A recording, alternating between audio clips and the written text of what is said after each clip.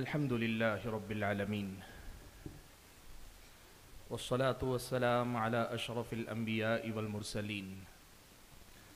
وعلى آله وأصحابه أجمعين ومن تبعهم بإحسان إلى يوم الدين. يا أيها الذين آمنوا اتقوا الله حق تقاته ولا تموتن إلا وأنتم مسلمون. يا أيها الناس اتقوا ربكم الذي خلقكم من نفس واحدة وخلق منها زوجها وبث منهما رجالا كثيرا ونساء واتقوا الله الذي تساءلون به والأرحام إن الله كان عليكم رقيبا. يا أيها الذين آمنوا اتقوا الله وقولوا قولا سديدا يصلح لكم أعمالكم ويغفر لكم ذنوبكم ومن يطع الله ورسوله فقد فاز فوزا عظيما. أما بعد فأعوذ بالله من الشيطان الرجيم. بسم الله الرحمن الرحيم. وننزل من القرآن ما هو شفاء ورحمة للمؤمنين ولا يزيد الظالمين إلا خسارا. محترم صدر اجلاس، محترم المقام فضیلت الشیخ عبدالوہاب جامعی حفظہ اللہ، اسٹیج پر تشریف اور سامعین میں بیٹھے بہت سارے معزز علماء کرام، بزرگوں، نوجوان بھائیوں اور پردہ نشین ماؤں اور بہنوں، آج کا یہ جو اجلاس ہے یہ حفظ قرآن کی نسبت سے قائم آپ کے اس شہر کا اس سال کا دوسرا اجلاس ہے۔ میں نے اس سے پہلے بھی یہ بات کہی ہے کہ مجھے اس بات پر بہت خوشی ہے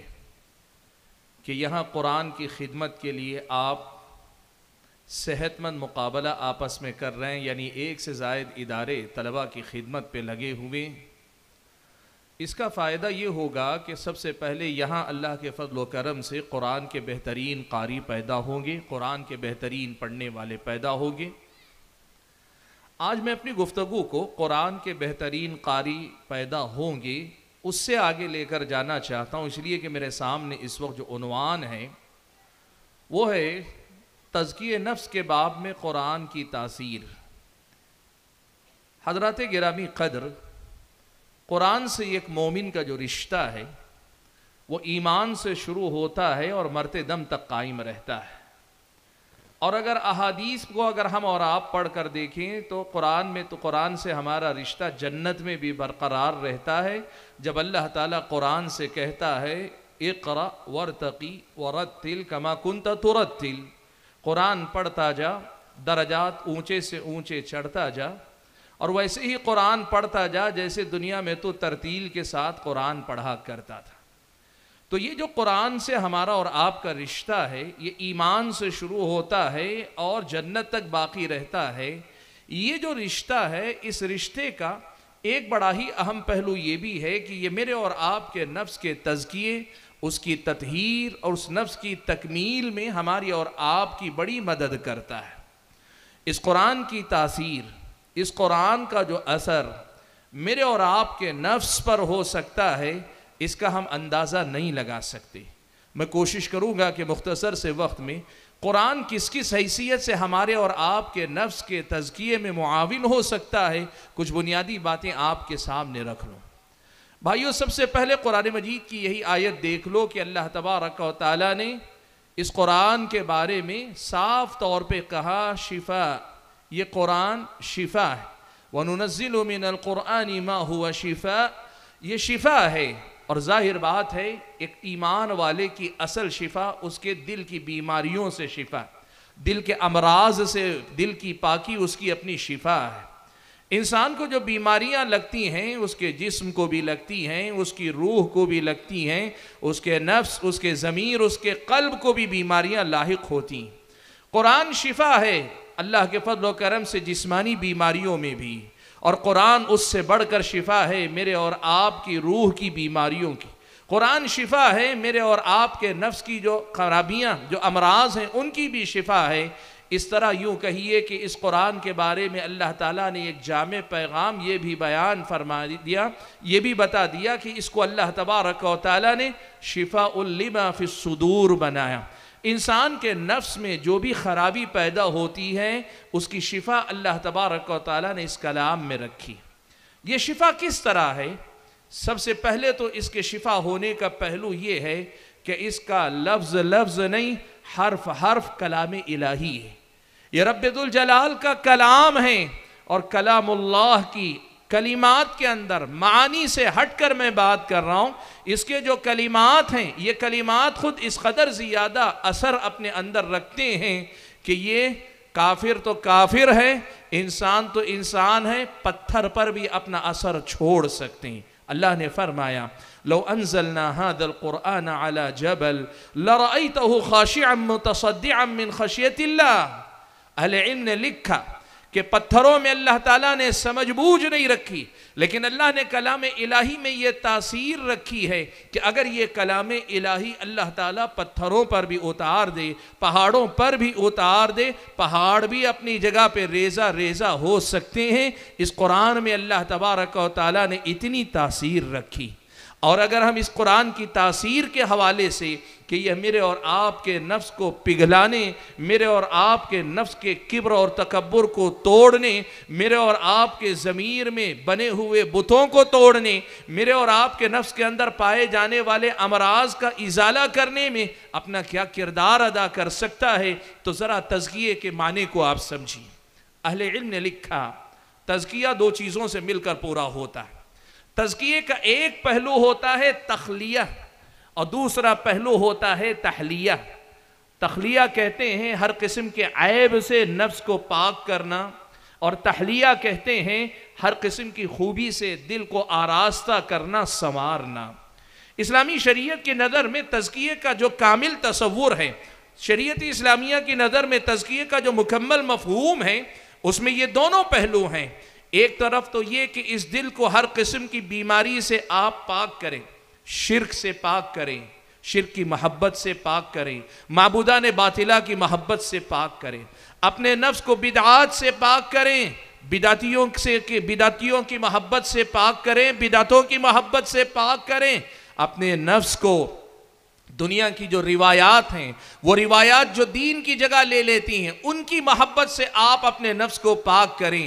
اپنے نفس کو گناہوں سے، گناہ کبیرہ ہوں کہ صغیرہ ہوں، ان سے پاک کریں، ان گناہوں کی محبت سے پاک کریں، بلکہ اس سے آگے بڑھ کر ان گناہوں کے نتیجے میں جو میرے اور آپ کے دل پہ زنگ لگ جاتا ہے، جو میرے اور آپ کے دل پہ زنگ چڑھ جاتا ہے، اس سے پاک کریں۔ تزکیے کا ایک پہلو یہ ہے کہ یہ تمام طرح کی پاکی ہم اپنے نفس کو عطا کریں۔ قرآن کی تاثیر یا قرآن کے اس باب میں میرا اور آپ کے نفس کے اصلاح میں، تزکیے میں کردار اگر آپ دیکھنا چاہیں، یہ قرآن پڑھیں گے آپ کو شرک کی حقیقت سمجھ میں آئے گی۔ یہ قرآن پڑھیں گے آپ، قرآن کے ذریعے اللہ کا یہ حکم آپ کو ملے گا کہ شرک سے بچنا ہے۔ یہ قرآن پڑھیں گے آپ، اللہ کے کمالات، اللہ تعالیٰ کی صفات، اللہ تبارک و تعالیٰ کی خصوصیات پڑھیں گے، آپ کو اللہ سے ایسی محبت ہوگی کہ شرک سے نفرت ہو جائے گی۔ یہ قرآن پڑھیں گے آپ تو آپ کے نفس کے اندر سنت کی پیروی،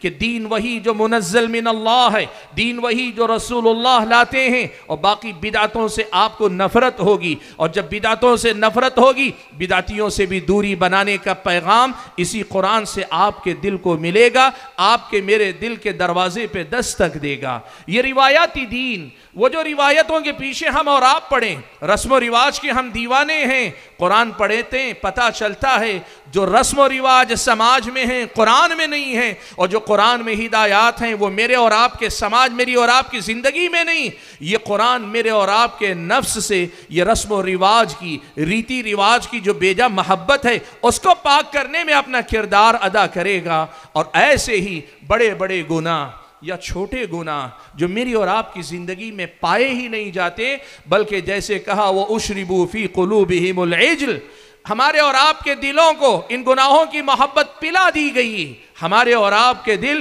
ان گناہوں کی محبت میں ڈوبے ہوئے ہیں. یہ قرآن ہم اور آپ پڑھیں گے، جنت کا تذکرہ آئے گا، جہنم کا تذکرہ آئے گا، اللہ تعالیٰ کا خوف میرے اور آپ کے دل میں پیدا ہوگا، گناہوں کی محبت ماند پڑے گی، کمزور پڑے گی، اور اللہ کے فضل و کرم سے رفتہ رفتہ یہ قرآن میرے اور آپ کے نفس کی اصلاح کرتا جائے گا. اس طرح قرآن کی تاثیر ہم اور آپ میرے اور آپ کے نفس کے تزکیے کے باب میں دیکھیں گے. اور تزکیے کا دوسرا پہلو ہے ہر قسم کے خیر سے میرے اور آپ کے دل کو آباد کرنا، میرے اور آپ کے دل کو تر و تازہ رکھنا. حضرات گرامی، وہ توحید کی بات ہو، وہ عبادات کی محبت ہو، وہ سنت کی محبت ہو، وہ نیکیوں کی محبت ہو، وہ انسانوں کے لیے اپنے دل کو پاک رکھنے کا پیغام ہو، وہ جو ہر قسم کی خوبی جو کسی بھی انسان کے دل میں پائی جانی چاہیے، یہ قرآن قدم بقدم میرے اور آپ کے کردار کو سوار کرتا جائے گا، ہمارے اور آپ کے ضمیر کو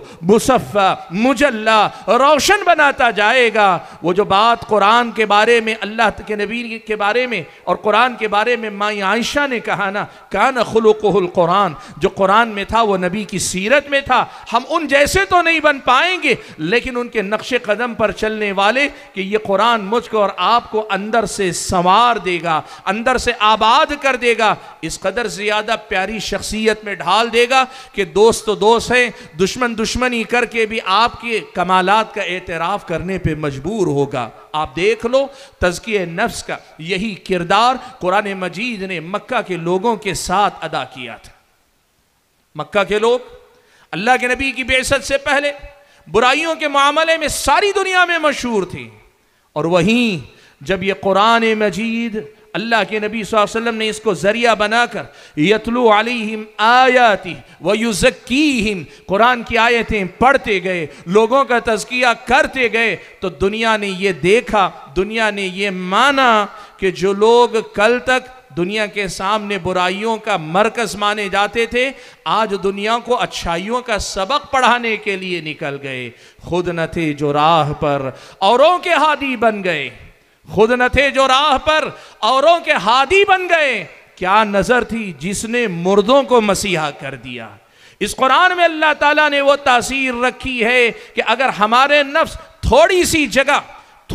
جگہ قرآن کو اپنے اندر دینے کے لیے تیار ہو جائیں، یہ قرآن اپنے میرے اور آپ کے دل میں خود بخود جگہ بنانے لگے گا. اور پھر ایک وقت وہ بھی آئے گا کہ یہ قرآن میری اور آپ کی زندگی کا ایسا تزکیہ کرے گا، میرے اور آپ کے نفس کا ایسے تزکیہ کرے گا کہ ہم پھر وہ قرن اول کی مثالیں اکا دکا سے ہی، کسی ایک دو معاملے میں سے ہی ہمارے اپنے سماج میں ہم دیکھنے لگیں گے. حاضرین گرامی قدر، عثمان ابن عفان رضی اللہ تعالیٰ عنہ کا بڑا مشہور جملہ ہے. وہ کہا کرتے تھے، لو طہرت قلوبنا لما شبعنا من کلام اللہ. اگر ہمارے اور آپ کے نفس تھوڑے سے پاکیزہ ہو جائیں تو پھر اللہ کے کلام سے ہمارا رشتہ جڑے گا، کبھی ہم سیراب نہیں ہوں گے، ہمیں اطمینان نہیں ہوگا. قرآن ایک ایسی دولت ہے کہ جو اسے تھام لیتا ہے قرآن اس کو تھام لیتا ہے، جو اس کو اپنا لیتا ہے قرآن اسے اپنا لیتا ہے. جو قرآن سے واقعی معنوں میں محبت کا رشتہ قائم کر لیتا ہے،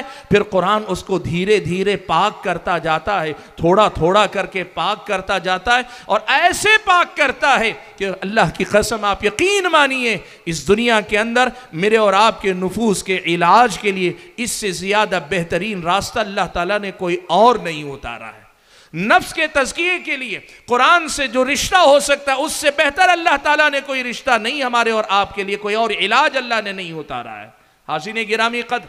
سلف صالحین کی سیرتیں پڑھ کے دیکھو. خود پیارے نبی صلی اللہ علیہ وسلم کا قرآن سے تعلق، صحابہ کا قرآن سے تعلق، اور اللہ کے نبی کے زمانے کے بعد، صحابہ کے دور کے بعد، تابعین تبع تابعین کے زمانے میں قرآن سے تعلق رکھنے والے لوگوں کے تعلق کو بھی دیکھو، اور ان کی زندگیوں میں اس نور یعنی روشنی کا اثر بھی دیکھو.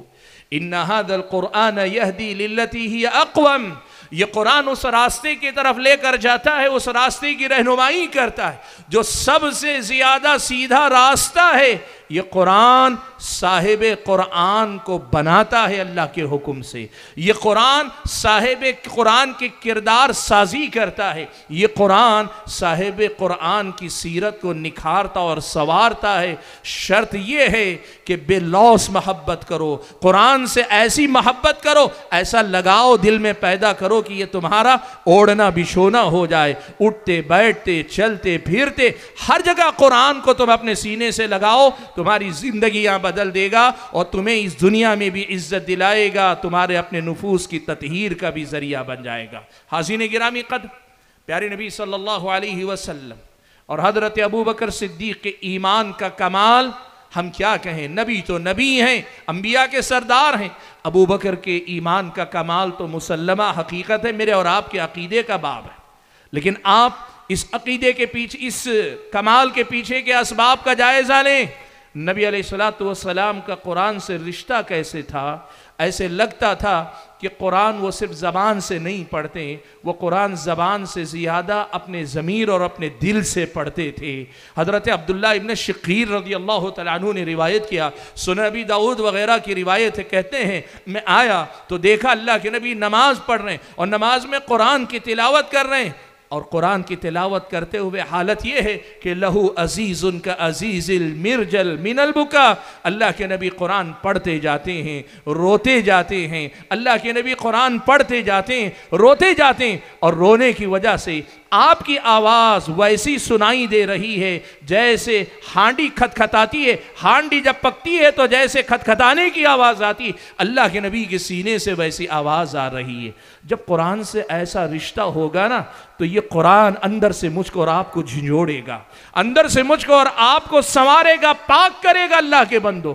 حضرت ابوبکر صدیق کی مثال دیکھو، اللہ کے نبی نے حضرت عائشہ سے کہا، اپنے مرض الموت میں اللہ کے نبی نے کہا کہ اے عائشہ ابوبکر سے کہو لوگوں کی امامت کریں۔ حضرت عائشہ نہیں چاہتی تھی کہ ابوبکر امامت کریں، لوگ حضرت ابوبکر کے بارے میں کچھ کہیں، اللہ کے نبی کے ہوتے ہوئے امامت کر رہے ہیں، وہ کچھ بہانہ کرنا چاہتی تھیں۔ حضرت عائشہ نے کیا بہانہ ڈھونڈا پتہ ہے؟ کہنے لگے اللہ کے نبی آپ کو معلوم ہے ابوبکر جب نماز پڑھاتے ہیں نا تو ان کو اپنے نفس پر قابو نہیں رہتا، قرآن پڑھتے ہیں اتنا روتے ہیں کہ وہ اپنے نفس پہ قابو نہیں رکھ پاتے، اس لیے ان کو امامت کے لیے آگے نہ بڑھائیے۔ اللہ کے نبی نے کہا نہیں، جاؤ ابوبکر ہی کو نماز پڑھانے کا حکم دو۔ بھائیو، معروف تھی یہ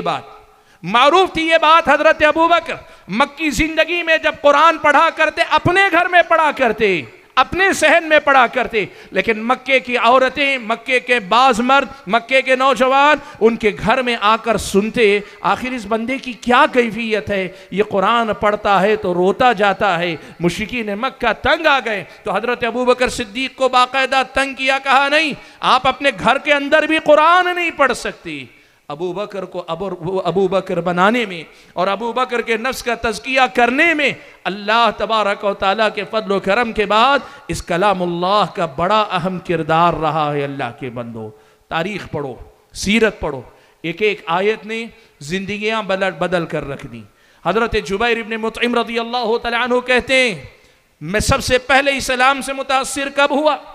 اسلام سے سب سے پہلے متاثر کب ہوا؟ اس اسلام نے میرے دل میں جگہ کب بنائی؟ کان سے تو بہت زمانے سے سن رہے تھے، مکہ میں تھے، اللہ کے نبی کے بارے میں جانتے تھے، نبی کی دعوت کے بارے میں جانتے تھے، لیکن اسلام ان کے دل پہ جو دستک دیا، کیسے دیا؟ کہتے ہیں ایک دن میں آیا، میں نے دیکھا اللہ کے نبی نماز پڑھ رہے ہیں اور نماز میں سورہ طور کی تلاوت کر رہے ہیں، اور اللہ کے نبی کو جب سورہ طور پڑھتے ہوئے دیکھا، میں نے پڑھتے ہوئے سنا، اسی دن پہلی مرتبہ اسلام میرے دل کے اندر داخل ہوا۔ قرآن میں اللہ نے وہ اثر رکھا ہے کہ اچھے خاصے لوگوں کے دلوں پہ یہ دستک دے سکتا ہے، ان کے نفوس کا تزکیہ کر سکتا ہے۔ سبحان اللہ۔ حاضرین گرامی قدر، تاریخ اسلام کی عظیم شخصیات میں سے یہ ایک شخصیت حضرت فضیل ابن عیاض رحمت اللہ علیہ کی،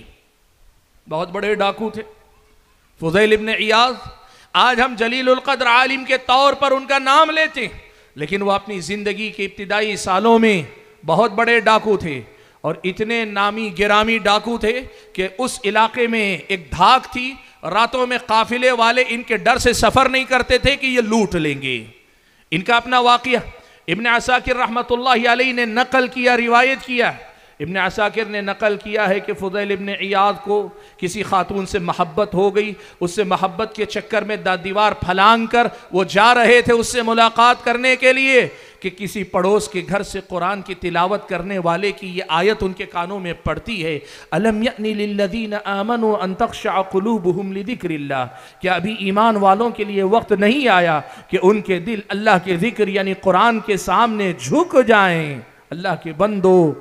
دل کے کانوں سے اگر سنو نا، ایک ایک آیت بھی میری اور آپ کی زندگی بدل دینے کے لیے کافی ہے، ایک ایک آیت بھی میری اور آپ کی زندگی میں انقلاب برپا کرنے کے لیے کافی ہے، اور ایک ایک آیت بھی میرے اور آپ کی گناہوں بھری زندگی کو پاک کر سکتی ہے۔ میرے اور آپ کے نفس جو گناہوں کی محبت میں ڈوبے ہوئے ہیں، ان سے گناہوں کی محبت کو نکال باہر کر سکتی ہے۔ ایک آیت حضرت فضیل ابن عیاض نے سنی، فوراً کہا بلا یا رب، بلا یا رب، قد آن یا رب، اے میرے رب وہ وقت آ گیا ہے۔ وہیں سے پلٹ کر آ گئے کسی جگہ چھپ گئے رات میں آرام کرنے کے لیے، اب وہاں تو نہیں جانا چاہتے تھے، تو دیکھا ان کے ساتھ دوسری طرف چٹان کے پیچھے کچھ لوگ رات میں قیام کیے ہوئے ہیں، آپس میں مشورہ کر رہے ہیں، کچھ کہہ رہے ہیں چلو ابھی سفر شروع کر لیتے ہیں، تو دوسرے کچھ لوگ کہہ رہے ہیں نہیں نہیں، یہ فضیل بن عیاض کا علاقہ ہے، اگر ہم نکلیں گے وہ لوٹ لے گا تو کیا ہوگا، ہم برباد ہو جائیں گے، اس لیے دن کے اجالے میں نکلیں گے۔ فضیل ابن عیاض نے کہا اللہ تعالیٰ ایک میرا یہ حال ہے، ایک میرا یہ حال ہے، میں راتوں میں لوگوں کو لوٹتا پھرتا ہوں، اور یہ بندے ہیں کہ میرے ڈر کے مارے اپنا سفر بھی جاری نہیں رکھ سکتے، اللہ تبارک و تعالیٰ مجھے آج یہاں کھینچ کر لایا، اسی لیے لایا ہے کہ مجھے میرے حال سے واقف کروا دے۔ اسی ایک قرآن سے ہونے والی ابتدا یہاں تک پہنچی، وہیں توبہ کی، اس کے بعد اپنی ساری زندگی علم اور عبادت کے لیے وقف کر دی، کعبۃ اللہ کے مجاور ہو گئے، یعنی کعبۃ اللہ ہی میں پناہ گزین ہو گئے، وہیں رہ گئے، اور وہیں رہتے ہوئے علم اور عبادت میں اتنا اعلیٰ مقام پایا کہ آج ان کی چوری کا تذکرہ بھی ہم ان کی فضیلت بیان کرنے کے لیے کرتے ہیں۔ قرآن زندگیاں بدلتا ہے اللہ کے بندو، اچھے خاصے ڈاکو بھی قوم کے محافظ بن جاتے ہیں، اچھے خاصے چور بھی امانت دار بن جاتے ہیں، اور اچھے خاصے مشرک بھی اللہ کے موحد بندے بن جاتے ہیں، اور اچھے خاصے گناہوں کی زندگی جینے والے انسان بھی دنیا کے اندر نیکی کی مثال بن سکتے ہیں۔ شرط یہ ہے کہ اس قرآن سے اپنا رشتہ مضبوط کرو۔ اس قرآن کے اندر اللہ نے ایسی تاثیر رکھی ہے کہ یہ لوگوں کے نفوس کا بھرپور تزکیہ کرتا ہے۔ حاضرین گرامی قدر، ایک مثال اور میں دے کر بات سمیٹنا چاہوں گا۔ سعودی عرب نے اس کا تجربہ ماضی قریب میں کیا۔ آج ملک سلمان کا دور ہے، ان سے پہلے ملک عبداللہ کا دور تھا۔ ملک فہد کا جو دور تھا نا، اس دور میں ملک فہد نے قرآن کے تعلق سے بڑے سارے اقدامات کیے۔ خادم قرآن تھے، لوگ خادم حرمین کے نام سے جانتے، لیکن ملک فہد رحمہ اللہ خادم قرآن تھے۔ کئی ناحیوں سے انہوں نے قرآن کی خدمت کی، مجمع پرنٹنگ پریس قائم کیا، اور اس کے ساتھ مساجد میں حلقات تحفیظ قرآن کے، حفظ قرآن کے حلقات قائم کیے۔ لیکن انہی میں سے ایک تجربہ یہ بھی ہوا بعد کے دور میں چل کر کہ قید خانوں میں جہاں مجرم جاتے ہیں، آج ہمارا سماج، ہمارے علاقے میں لوگ یہ مانتے ہیں جو غلطی سے جھوٹے الزام میں قید خانے میں جیل جاتا ہے وہ مجرم بن کے نکلتا ہے، اور جو پہلے سے مجرم ہوتا ہے قید خانے میں جانے کے بعد اس سے بڑا مجرم بن کے نکل کے آتا ہے۔ ہمارے قید خانے جرم کا خاتمہ نہیں کرتے، مجرم کو اور بڑا مجرم بناتے ہیں، ایسا دنیا کے بہت سارے لوگ مانتے ہیں۔ لیکن دیکھو ایسے ہی قید خانوں پہ ملک فہد رحمت اللہ علیہ کے زمانے میں یہ کام ہوا۔ انہوں نے یہ کہا کہ بیکار رہتے ہیں، اس لیے ہم قرآن کے اچھے حفاظ یہاں سے بھیجیں گے، اور وہ انہیں قرآن پڑھائیں گے قیدیوں کو۔ اب قیدی اگر قرآن کا حصہ یاد کریں گے، حفظ کریں گے، جتنی مقدار حفظ کی ہوگی اس کے مقابلے میں ان کی سزا اتنی ہی کم کر دی جائے گی۔ جتنا قرآن وہ یاد کریں گے اتنی ہی سزا ان کی کم کر دی جائے گی۔ آپ پڑھ کر دیکھو، بہت سارے قیدیوں نے سزا کی تخفیف اور کمی کے لالچ میں قرآن حفظ کرنا شروع کیا، لیکن قرآن ختم کر کے، یعنی اپنی جیل کی مدت ختم ہونے سے پہلے قرآن کے حافظ ہو گئے، اور قرآن کے حافظ ہونے کے ساتھ ساتھ جرم کی دنیا سے سرے سے توبہ کر گئے۔ باہر نکلے تو نیک انسان بن کر نکلے، باہر نکلے تو سماج کے لیے مثالی انسان بن کر نکلے۔ یہ قرآن کی برکت ہے، یہ قرآن کی تاثیر ہے، یہ قرآن ہے جو اللہ کا کلام ہے، جو لوگوں کے نفوس کو بدل کے رکھ دیتا ہے۔ حاضرین گرامی قدر، پیغام صرف ایک ہی دینا چاہتا ہوں، وہ یہ کہ قرآن سے واقعی معنوں میں پڑھنے کا، سمجھنے کا، عمل کرنے کا، غور و فکر کرنے کا، اس کی تبلیغ اور نشر و اشاعت کا جتنا مضبوط رشتہ میرا اور آپ کا قائم ہوگا، اسی قدر زیادہ یہ قرآن میرے اور آپ کے نفس کے تزکیے اور تطہیر کا کام کرے گا۔ اللہ سے دعا کیجئے کہ اللہ تعالیٰ مجھے اور آپ سبھی حضرات اور خواتین کو ان باتوں کی روشنی میں قرآن سے ہمارے اور آپ کے رشتے کو مضبوط کرنے کی توفیق عطا فرمائے۔ میں اپنی گفتگو کے اختتام پر مدرسے کی تمام انتظامیہ، بالخصوص ہمارے فضیلت الشیخ عبدالوکیل مدنی حفظہ اللہ اور ان کے بھائی جو یہاں موجود نہیں، عثمان غنی عمری حفظہ اللہ، دونوں کا شکر گزار بھی ہوں، دونوں کو مبارکباد بھی پیش کرتا ہوں کہ آپ نے جو قدم اٹھایا مسلسل آپ آگے بڑھتے جا رہے ہیں۔ میری دعا ہے کہ اللہ تعالیٰ آپ کے ادارے کو دن دوگنی رات چوگنی ترقی عطا فرمائے، اور ساتھ میں پھر میں آج جو اس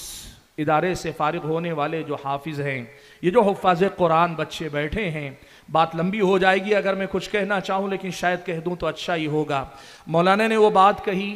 یہ بات مجھے پہلے سے معلوم ہے کہ عام طور پہ والدین کی یہ خواہش ہوتی ہے کہ ان کے بچے تراویح پڑھائیں۔ ہر جگہ کا یہ مسئلہ، دو حافظ ہیں، ہر حافظ کے والدین چاہتے ہیں اس سال میرا بچہ حفظ قرآن کرے، لیکن جو بات میرے توقع سے باہر تھی وہ مولانا نے بتائی۔ انتظامیہ جھگڑوں سے بچنے کا یہ حل نکالتی ہے کہ بستی کے کسی حافظ کو موقع نہ لے دیا جائے، باہر سے بلا لیا جائے تاکہ کوئی خوش بھی نہ ہو، کوئی ناراض بھی نہ ہو۔ ٹھیک ہے، انتظامیہ کو جو سمجھ میں آیا انہوں نے کیا۔ ایک راستہ یہ بھی ہو سکتا ہے، ایک راستہ یہ بھی ہو سکتا ہے کہ آپ یہ کہہ دیں ہماری مسجد میں ہمارے محلے کے جتنے حفاظ ہوں گے وہ سب تراویح پڑھائیں گے۔ کیسے پڑھائیں گے؟ دو دو رکعت پڑھائیں گے، چار چار رکعت پڑھائیں گے۔ اگر زیادہ حفاظ ہو گئے ہیں تو ایک دن دو رکعت، دوسرے دو دن دو رکعت یہ پڑھائیں گے۔ اس سے کیا ہوگا؟ ایک نقصان ہوگا کہ حفاظ کو پورے قرآن کا مراجعہ سنانے کا موقع نہیں ملے گا، لیکن اگر سوچیں کیا منظر ہوگا جب ایک پہلی صف میں ایک حافظ قرآن پڑھانے والا ہوگا، پیچھے 8 سے 10 حافظ قرآن کھڑے ہوں گے، یہ ہٹے گا وہ جائے گا، وہ ہٹے گا یہ جائے گا، نماز ایک بعد دیگرے یہ پڑھاتے رہیں گے ساری مسجد کے سامنے۔ یہ منظر کتنا خوشنما ہوگا، کتنے والدین تمنا کریں گے کہ میرا بچہ بھی اس صف میں کھڑا نظر آئے، اور اس بستی کی رونق کیا ہوگی جہاں حفاظ اس طرح ہوں۔ دیکھیے اصل تو یہی ہے کہ ایک امام ہونا چاہیے اور ایک امام کے پیچھے سارے لوگوں کو از ابتدا تا انتہا پڑھنا چاہیے، اصل ہے۔ لیکن کسی مصلحت کے تحت اگر یہ ترتیب بدلی جا سکتی ہے تو بدلی جا سکتی ہے، لیکن میری درخواست ہے کہ جب آپ کی بستی سے اتنے حفاظ آ رہے ہیں تو ذرا کچھ ایسے بھی امکان پیدا کیجئے کہ یہ بچے اپنی بستی میں، اپنے علاقے میں، اپنے ماں باپ کو، اپنے رشتہ داروں کو قرآن سنا کر خوشی حاصل کر سکیں، یہ رشتہ دار بھی خوشی محسوس کر سکیں۔ میری یہ دعا ہے کہ اللہ تعالیٰ ہمیں ان حفاظ کرام کی قدر کرنے کی توفیق عطا فرمائے، اللہ تعالیٰ ان بچوں کو ہمیشہ تابندہ شاد آباد رکھے۔ قرآن کی آپ حفاظت کر لیں گے، اللہ کے حکم سے قرآن آپ کی حفاظت کی ضمانت بن جائے گا۔ اللہ مجھے اور آپ کو کہنے اور سننے سے زیادہ عمل کرنے کی توفیق عطا فرمائے۔ میں پھر سے اپنی گفتگو کے اختتام پر ادارے کے تمام انتظامیہ کا شکر گزار ہوں کہ آپ نے یہاں مدعو کر کے کچھ باتیں رکھنے کا موقع دیا۔ اللہ تعالیٰ آپ کے میزان حسنات میں اس کو شامل فرمائے۔ آمین وآخر دعوانا الحمدللہ رب العالمین۔